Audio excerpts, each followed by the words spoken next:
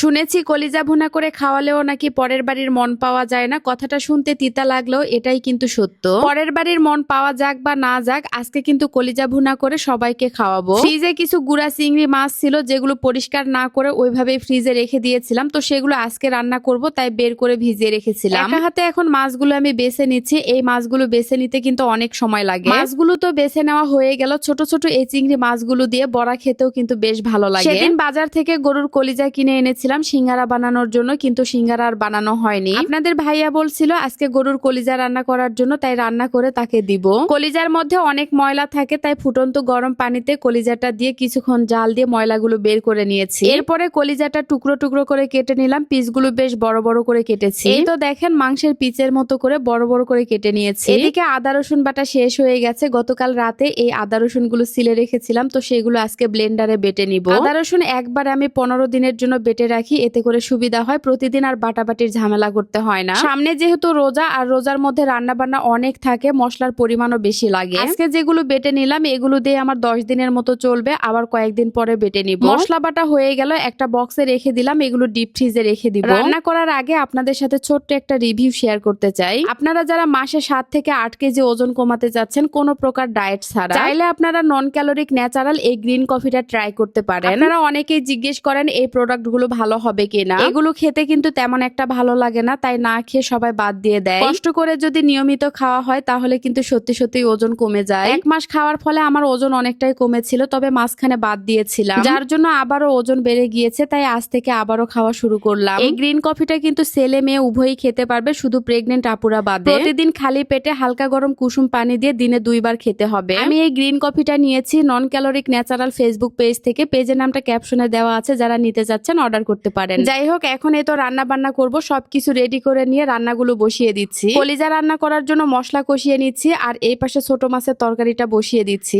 আলু চিকন চিকন করে কেটে চিংড়ি মাছের এই ভাজিটা খেতে অনেক বেশি মজার লাগে। এর সাথে যদি একটু ডাল রান্না করা হতো আরো বেশি ভালো হতো। চিংড়ি মাছের তরকারিটা বসিয়ে দিলাম, আর এদিকে মশলাও কষানো হয়ে গেছে। কলিজা আপনারা কে কিভাবে রান্না করেন আমি জানি না, তবে আমি প্রথমে মশলা কষিয়ে তারপরে রান্না করি। যেহেতু কলিজার পরিমাণ কম, তাই সাথে কিছু বড় বড় করে আলুও কেটে দিলাম। এখন মশলার সাথে আলু আর কলিজা 5 মিনিট কষিয়ে নেওয়ার পরে ঝোলের জন্য পানি দিয়ে দিব। কষানো হয়ে গেল, এবার ঝোলের জন্য পানি দিয়ে দিচ্ছি, আর পানির পরিমাণ বেশি করেই দিয়ে দিলাম। এই পাশে চিংড়ি মাছের ভাজিটাও রান্না করা হয়ে গেছে। আলু দিয়ে চিংড়ি মাছের এই ভাজিটা খেতে কিন্তু অনেক বেশি স্বাদ লাগে। ছোট ছোট এই চিংড়ি মাছগুলো বিশেষ করে কলার থোর বা আটা দিয়ে রান্না করলে আরো বেশি ভালো লাগে। আপনারা কে কে কলার থোর দিয়ে রান্না করে খেয়েছেন অবশ্যই কমেন্টস করে জানাবেন। আমি তো মাঝে মধ্যেই রান্না করি। একেবারে ভাজি ভাজি করে আমি তরকারিটা নামিয়ে নিলাম, আর এই পাশে তো কলিজাও রান্না করা হয়ে গেছে। কলিজা রান্না করলে আমি ঝোল একদমই রাখি না, এরকম মাখা মাখা রান্না করলে বেশি ভালো লাগে। কয়েকদিন আগে তো খাসির কলিজা রান্না করেছিলাম, আর আজকে গরুর কলিজা রান্না করলাম। রান্না করার পরে দেরি না করে সবাই মিলে দুপুরের খাওয়া দাওয়া করতে বসলাম। আজকে দুপুরের আয়োজনে ছিল কলিজা ভুনা আর সাথে আলু দিয়ে চিংড়ি মাছের ভাজি। আজকের ভিডিওটা কার কাছে কেমন লেগেছে অবশ্যই কমেন্টস করে জানাবেন। যদি ভালো লাগে প্লিজ একটা শেয়ার দিবেন। সবাই ভালো থাকবেন, সুস্থ থাকবেন। আল্লাহ হাফেজ, টাটা।